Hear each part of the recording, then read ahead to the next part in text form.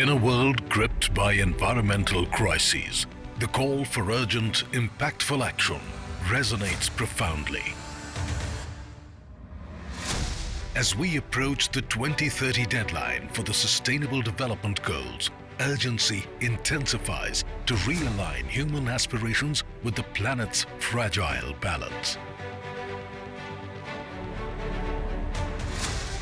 In the race against environmental challenges, the call to action resonated loudly in 2021 with the inception of Sustainability100+, a visionary initiative crafted by Network 18 Sustainable Future for generation visionaries and experts globally.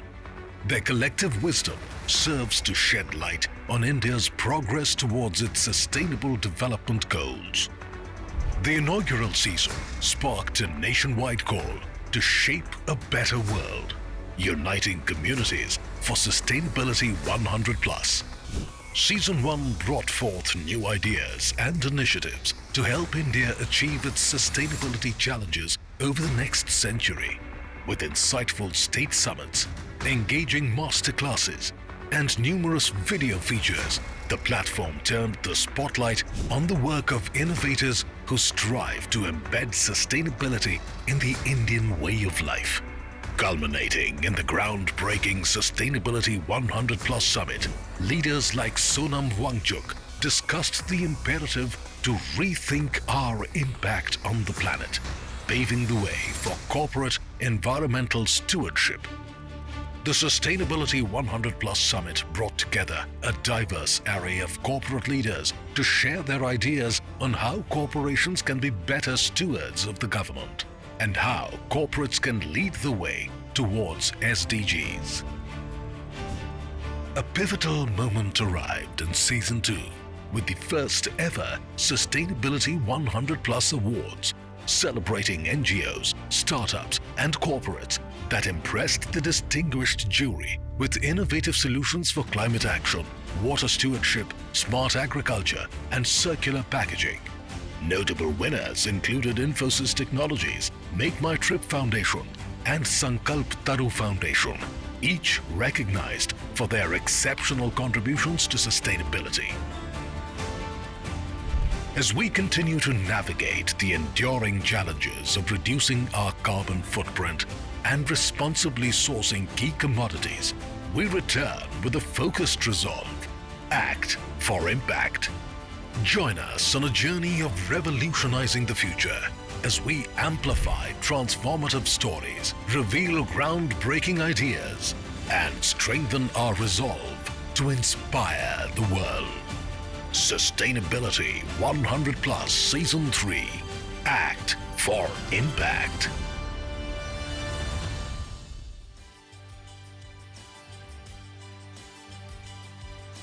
Welcome to CNBC-TV18. I'm Shereen Bhan. We're coming to you from Davos 2024, and a lot of the conversation here continues to be focused on climate change and, of course, what the world needs to do to step up its efforts to ensure that we meet the targets and the goals that have been set out. So this is only appropriate for us to launch Sustainability100+ Season 3 here, because we do need to act for impact. And joining me here in Davos is Kartikeya and Arunabha.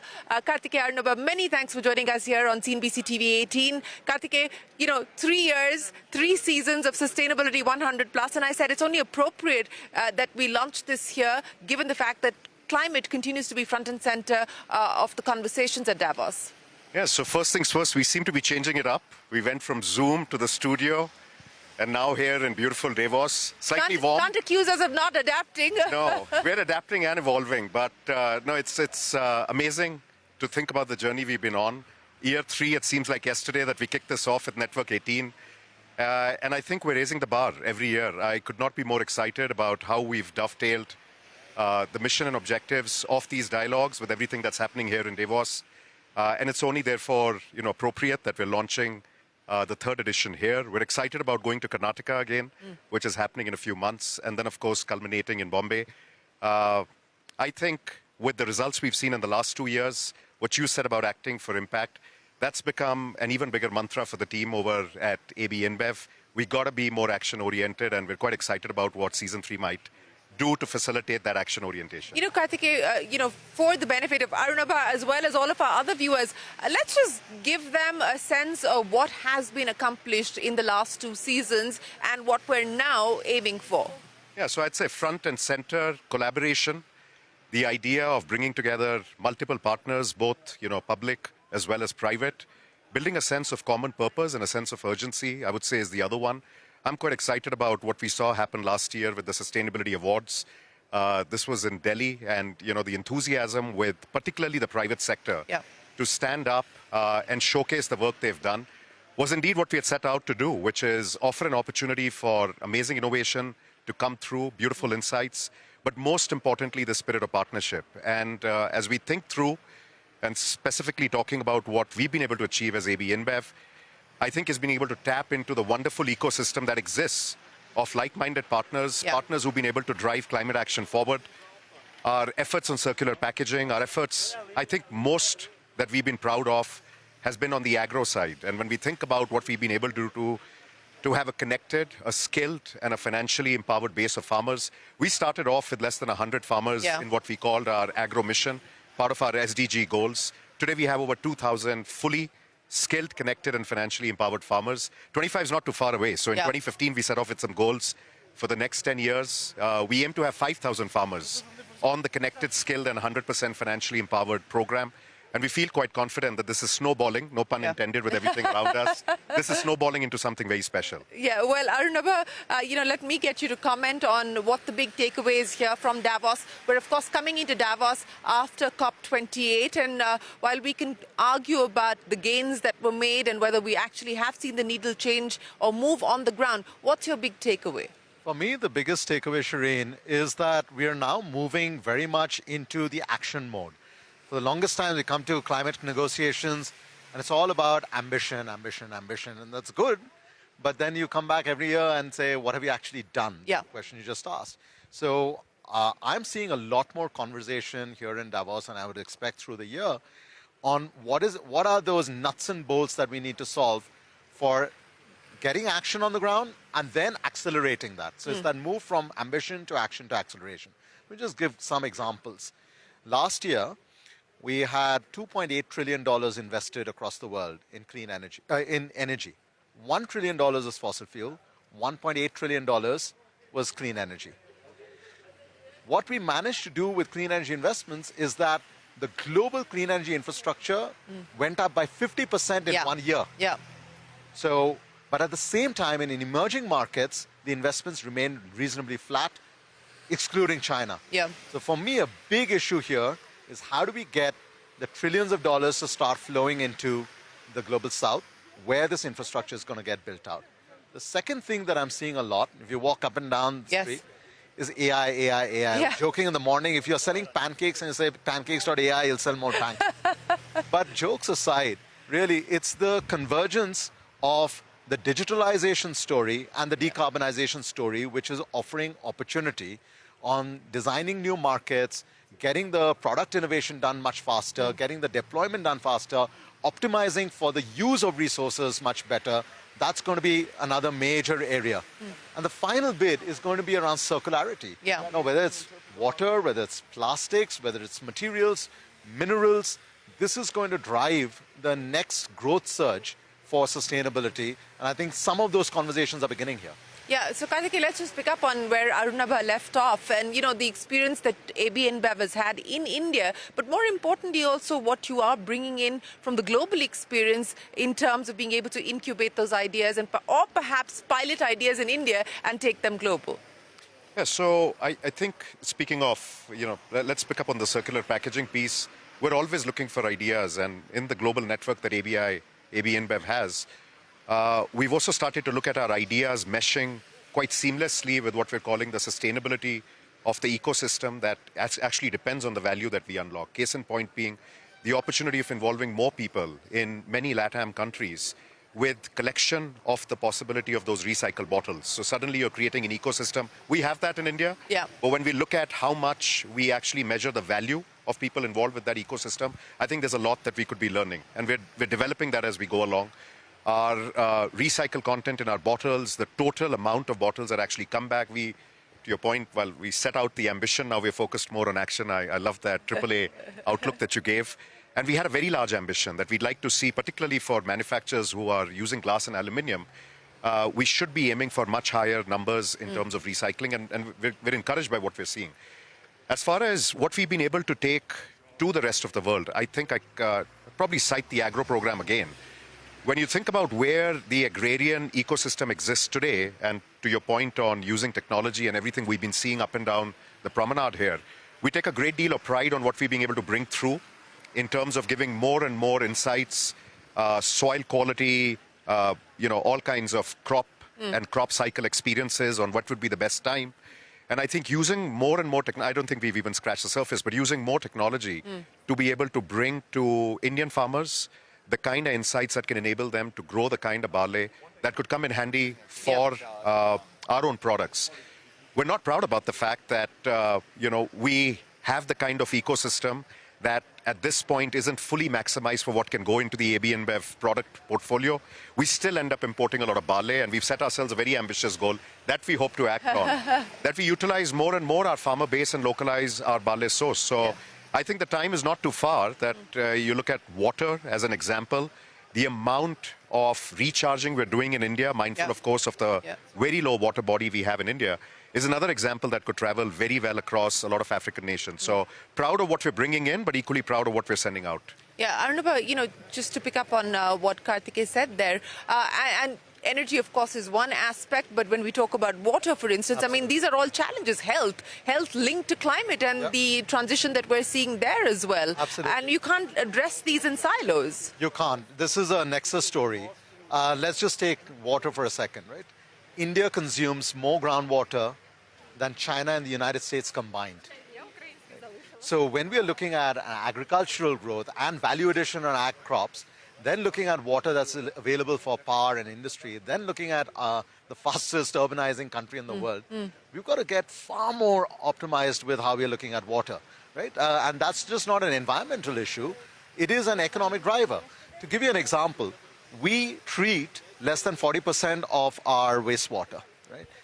But even just that limited amount, if we used a circular economy model and used it, say, for horticulture, you would add another 966 billion rupees, or about $12 billion, to our horticulture value addition, right? So it's not just about treating the water, because that's a capex. It's about the circular economy of that resource. And then when you talk about health, this year at COP was the first health day. Health day, right? Air pollution is killing 7 to 8 million people across the world, right? We've been breathing that air even in Delhi. Right? So the point is, how do we align climate action, which is about clean energy, clean mobility, clean industrialization, and look at the co-benefits that you get on better health, better educational outcomes, better worker productivity. So again, clean air is not just an environmental issue, it becomes an economic asset to drive better economic growth. In the BRICS countries, you're increasingly seeing that FDI goes down as your AQI goes up. So we've got to ask ourselves, if we want to attract investment, if we want to drive the new growth and new sustainable jobs, then climate, clean energy, water, air, none of this is just a tree-hugging agenda. It is at the heart of our economic development strategy. Oh, absolutely. Kartikeya, on the point of partnerships and collaboration and the ecosystem that you were speaking of, I also wanted to understand from you where the ambition lies now in terms of expanding the ecosystem, more partnerships with more state governments, what the experience has been on that front. Well, so over the last 3 days, first year here at Davos, the one thing I've been terribly excited with is just about every meeting starting with what we could be doing more for the community in terms of livelihood, in terms of sustainability actions, and almost ending with, so what do we do next? I know it all sounds still like a lot of hokey pokey because we're talking, not acting. But I do think this change in discourse that is focusing on not just the output, but how sustainable that output is and whether that's in sync with the community actually thriving as we go forward, has been very encouraging. As I think about states, I couldn't think of one state that hadn't put this on the top of their agenda. This morning, as I was sharing earlier, we had a panel discussion and we had the industries minister from Karnataka who spoke about a very interesting fact, and I'd like to cite it here. He's from Bijapur.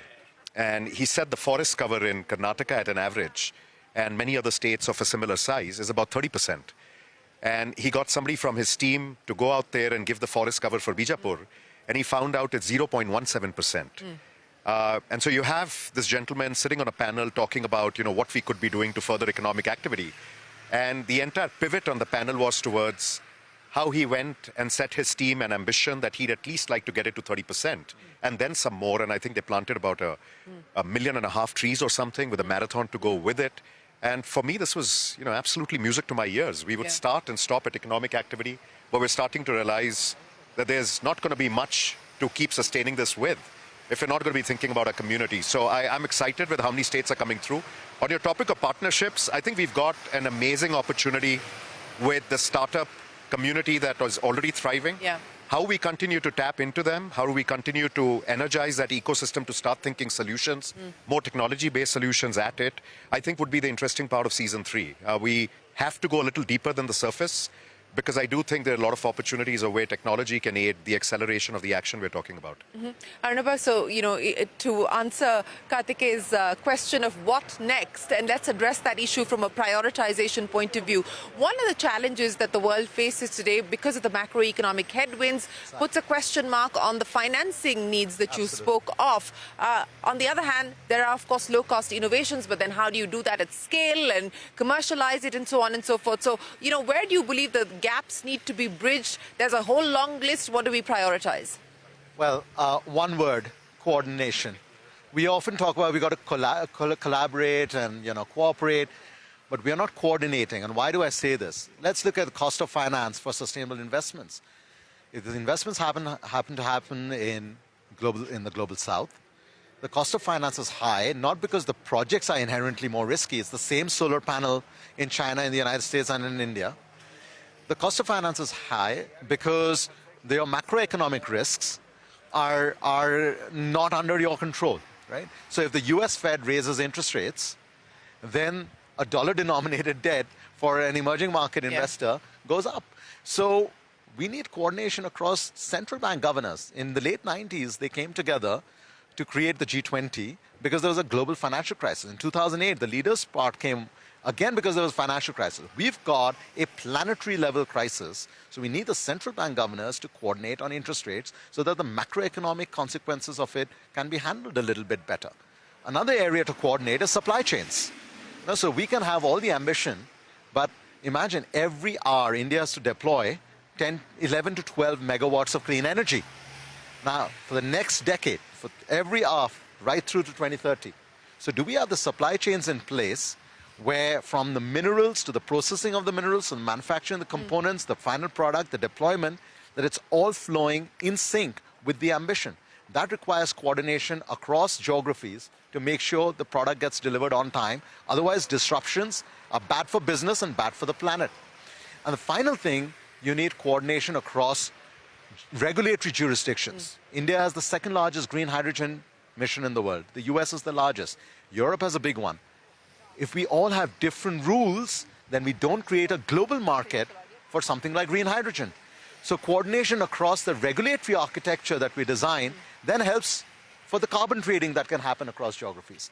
So this is not just about, holding hands and singing Kumbaya. It's really understanding that if we can solve some of these critical, knotty problems, then a lot of the investments can begin to flow in the normal scheme of things. So, Kartik, let me end by asking you what the priorities are going to be, not just for the campaign, but for AB InBev in 2024. So we're 2 years away from our 2025 ambitions that we had set out. I think on agro, I feel very confident that we're going to have our goal of 5,000 fully skilled, empowered, financially empowered farmers. As far as our circular packaging goals are concerned, I think we're making good headwind. We're a little concerned about the quantity of recycled content within our bottles and aluminium can. But always good to start here and, push through with 24 still in the very early stages. We have 2 years and we're confident we'll make our ambitions come through. On water stewardship, I think it stands out along with agro as something we're very proud of. We set ourselves to not be at the industry standard of recharging 1 liter of water based on what we're using. But we have an ambition to get to 2 times the water that we're actually using, beer, of course, being almost entirely water. And so we take an even bigger obligation towards that higher ambition. As far as climate is concerned, and this is renewables, I resonate with what you're saying. I mean, we all want to get to carbon neutrality on our ecosystem. We've set a 2040 goal on the entire value chain to see that ambition come to life. But you do have supply chain challenges where sometimes it almost feels like there's a cost to be paid to go green. And this is something that I think, if it's tackled, again, I like the point you made on coordination. I think it could enable an acceleration of many organizations, particularly on the manufacturing side, picking up speed.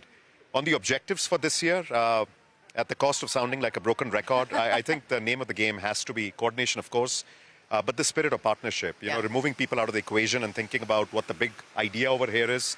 And I do think there is so much more that is on the table, not just on the more cliched public-private side, but I also think bringing more innovation and technology into the equation with a lot of the startups in particular could really be something that we look out for. So excited about what we do at the finale. I know it's a little while away, but looking at many more startups winning awards, in addition to the larger, more expected corporations coming through with their size playing a role. Yeah, so that's at least the objective for me. Plenty more that you will see here on Network 18 as Season 3 unfolds. So do join, act for impact. That's the hashtag Sustainability100+. Arunabha and Kartikeya, thanks very much for joining us. It's been absolutely brilliant to speak to the two of you here in Davos as we kickstart our Season 3 journey. From all of us here, for now, thanks very much for watching. Get ready for a groundbreaking season on Sustainability100+, an initiative by Network 18 and AB InBev India. Act for Impact is our rallying cry as we unveil Season 3. Sustainability100+ Season 3 will continue to focus on 4 pivotal pillars: climate action, smart agriculture, water stewardship, and circular packaging. And let's not forget the heart of it all, the Sustainability100+ Awards, where trailblazers and disruptors shaping our future against these pillars are honored. Calling upon innovators, submit your entries at www.sustainability100plus.com for an opportunity to contribute to a sustainable future. Join us as we pave the way towards a sustainable future. Act for impact with Sustainability100+ Season 3.